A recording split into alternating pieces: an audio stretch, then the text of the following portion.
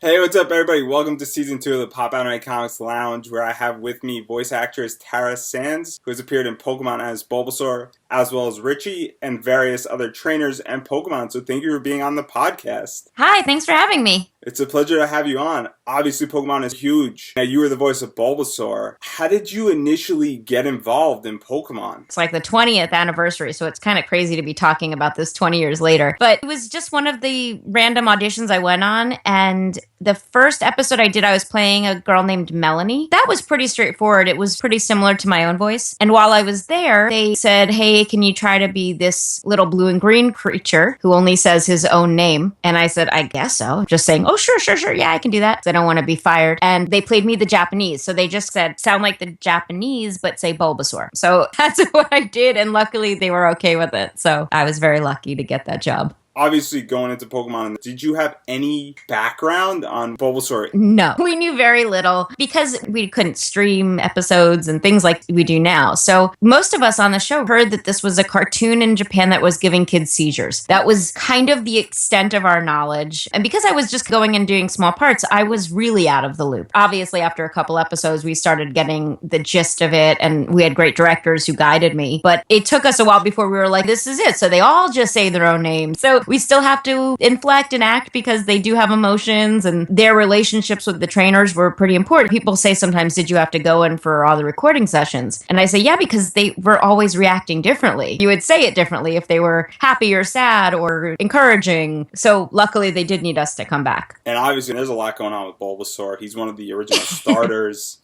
When did you become aware that he was a starter Pokemon in the game? And how did that affect the anime once you found that out? It didn't necessarily affect my performance or anything like that. It was a while before the show aired and when I was recording. So until I started meeting kids who were playing the game and my little cousins, I would meet little kids who were running around doing the voices. And I was like, wait, that's me. But a lot of the time they didn't understand what that meant. So then I was like, this is a big deal. And then by the time we got to the first movie, we all knew we were part of something really special. But when you were just working in the booth for the months or year before it aired, you're just kind of in a bubble. You don't know that this thing is going to be enormous. Like I said, be talking about it 20 years later. That's pretty crazy. And you voiced a few different Bulbasaurs over the course of Pokemon. There's one episode where there's 5 or 6 Bulbasaurs. There were never too many. Like I did Clefairy, and there was one episode where there were hundreds of them, which was fine because that's actually an easy voice for me to do. So that didn't hurt me. But Bulbasaur totally scratched up my throat. I would dread when there were a lot of Bulbasaurs. I don't know what the plural would be. But we all ended up doing so many different characters over those first 8 seasons. So they're a mishmash to me. Bulbasaur, there were never more than, like you said, probably 5 or 6. And now 2 Bulbasaurs that stand out is that you were Ash's Bulbasaur, which is the main Bulbasaur that many people know you as, and you were also May's Bulbasaur. Yes. How do you differ the two? Well, vocally, they're the same. It would have been in their relationships that you would have sensed a difference. Bulbasaur, number one, had a very specific relationship with Ash. They could tease each other. They knew each other really well. I don't specifically remember details of their relationship with May, but I'm sure that informed however I inflected or did the voice for that, because it's just different. Whatever kind of trainer she is would affect that. And you mentioned you've done a lot of voices in Pokemon, and one of them was Richie. How did that come about? Again, it was just another audition. Some of the roles were just assigned to us. That was one I believe I actually had to audition for, because I finally counted up. I did over 50 roles over the first 8 seasons. So a lot of those were just assignments. I was in the booth. They're like, oh, do this. But certain ones like Richie, I'm pretty sure I auditioned for. And the trick of that was to sound the same age as Ash, Veronica Taylor, as I could, but sound different and create that relationship and rivalry between them. So that was really fun because I got to sink my teeth into something that lasted over a lot of episodes, as opposed to the smaller roles that just kind of came and went. Now, obviously, Richie beats Ash in the anime. Yeah. I'm sorry, everybody. It wasn't up to me. And you kind of got a shot at redemption a little bit in Pokemon Chronicles, where he was more favorable. It's always fun when you can go back to a character. That was probably close in time. I just worked on Yugioh again after many, many years.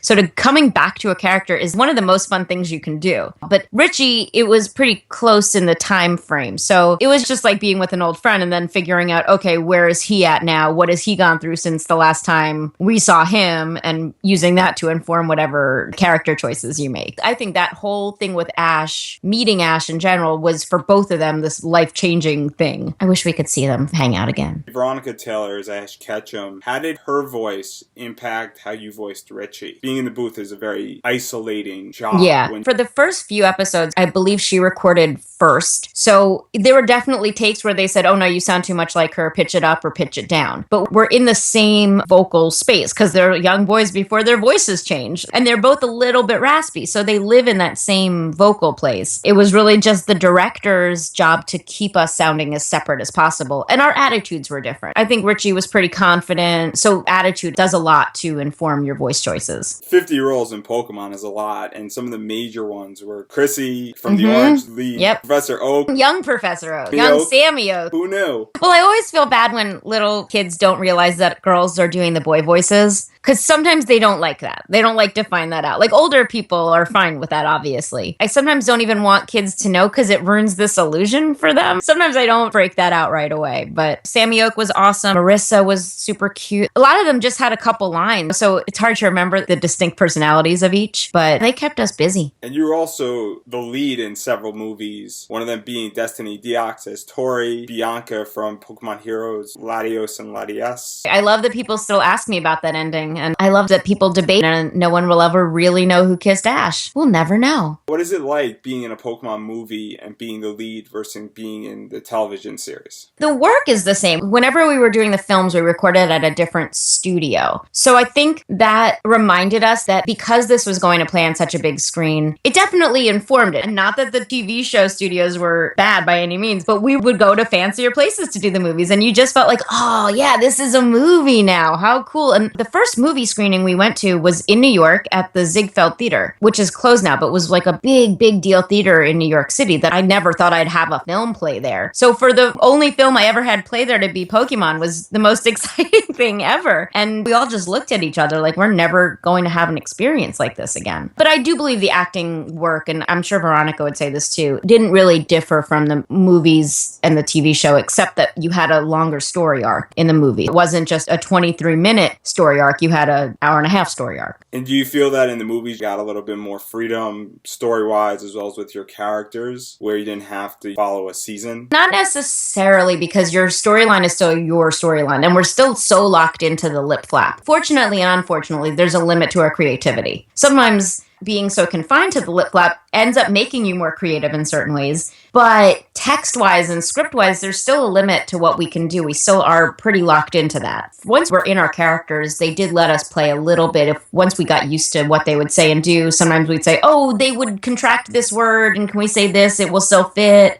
And so in the film, I guess because it was longer, we would have more freedom to do that. The way we work was still pretty much the same. And now to talk about some of your Pokemon roles, which is what a lot of people want to know about. Besides Bulbasaur, you were so many Pokemon. A few. Some of them I'm not even sure about, to be totally honest. Like, I'll listen to it and I'll be like, I think that's me, but I'm not sure. So were some of these roles assigned and then were some of them you auditioned for, such as Wurmple, Phanpy, Teddiursa? I don't think I auditioned for any of them. They would test you out on them when you were in the studio. Because we were trying to stick to sounding like the Japanese, they would say, hey, let's hear you do this. So it wasn't like a formal audition of any means. It was, you're here and you might be able to do this. Let's try it. So something like Wurmple, I wish I could remember what the Japanese sounded like, but I would assume it sounded pretty much like Wurmple, whatever it ended up being. And then another one, which was probably one of the coolest ones, is Clefairy. I like Clefairy. And Clefable. That was one of the only ones I got to do the evolved form of. And the coolest thing, and I don't know if many people know about this, is that you did the voice for Super Smash Bros. And Super Smash Bros. Melee. What was that like being in that video game? So the games were just different too because you were mostly just doing reacts. There wasn't the same kind of script as there would be with an episode. So a lot of the times with the game, it's a lot easier because because all I would do is just go in and do the voice for a while without having to worry about context. Okay, getting attacked. Okay, hitting. It was more like during a battle in the show. The games were their own thing. Super Smash Bros. Is just an awesome game, and it's one of those iconic games. And to be a part of that, what was that like for you personally? I was just so excited to do anything that my little cousins thought was cool. They didn't think I was cool at that point. And then I was like, oh, but I'm working on Pokemon. If they got excited, I felt cooler. And how cool to be talking about it so much later. And I'm so proud to have been even a tiny little part of those games and that legacy and Pokemon in general. You worked on several Pokemon video games. What is it like to be the Pokemon and to be the character in the anime and to be the character in the video game? It depends on what kind of voice you're doing, but it's louder. You know, you're going to be fighting with the sounds of the game and things like that. So you're definitely projecting more and using your voice. And I remember losing my voice on some of the game. Bulbasaur was just a hard character to do vocally for me, but it wasn't a script. So I sort of had a little bit of freedom in that way. And now Pokemon's a huge franchise and there's been several toys. Your voice has been in some of those toys.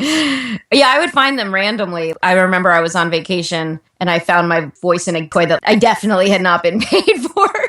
So it was good and bad. There's a little bit of good and bad with that. But it's still cool to hear your voice in a toy. Who's going to complain about that? Pokemon's been around for 20 plus years and so much has happened between Pokemon Go, games, the anime, and it's been around for so long and it's touched so many generations, and now people from my generation are now showing it to the next generation. How do you feel as a voice actress that you are still touching so many people with a voice that you did almost 20 years ago? It's so cool. I just started doing conventions and I didn't really realize actually the impact this had until I started meeting fans of the show. And I think it was the last one I was at, a girl stood up, she said, I want to sing the Pokemon theme song. And she started singing it and everyone joined in. A girl in the front row was crying. It was the most interesting, communal, lovely thing. Just hearing that song triggered these emotions for people. And how cool to be a part of that and to have been in their living rooms with them. And a lot of them said, like, you were my babysitter. The TV Pokemon babysat me. So to have been in their lives is so neat in ways that obviously I didn't know I was. So I just feel really lucky to have been part of that.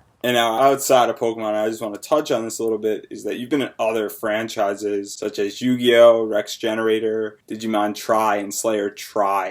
How do you feel that Pokemon really helped to get you started and to help prepare you for these other roles? I was really lucky. Pokemon was the first anime job I ever had. So how lucky is that? That was very cool. Then you sort of had a little bit more credibility once you were working on that. So things like Slayers, we recorded around that same time. I just started doing Digimon less than a year ago. So that was really cool to have worked on both of those, because now that they jumped ahead in time, I had always thought the shows were so similar, but now I'm really seeing the differences between them. And they're two cool franchises to be a part of. Going back to Yu-Gi-Oh was awesome because I had missed that show so much. I'm very lucky. I've gotten to work on some very cool things. And you've also done a lot of American cartoons. What is the major difference between anime and American cartoons? The big difference is that you're not worried about the lip flap and matching a certain time. So you have way more freedom to be an actor. You're free to improvise on your lines. You're free to throw in little jokes or breaths or asides for new cartoons. With the anime, we're really locked into the flaps, which is good and bad. Sometimes that breeds creativity. Sometimes you're like, but I really need to say this and there is no time to say it. So that does get frustrating. So with the new cartoons, the freedom is really nice. And now I know we only touched on a small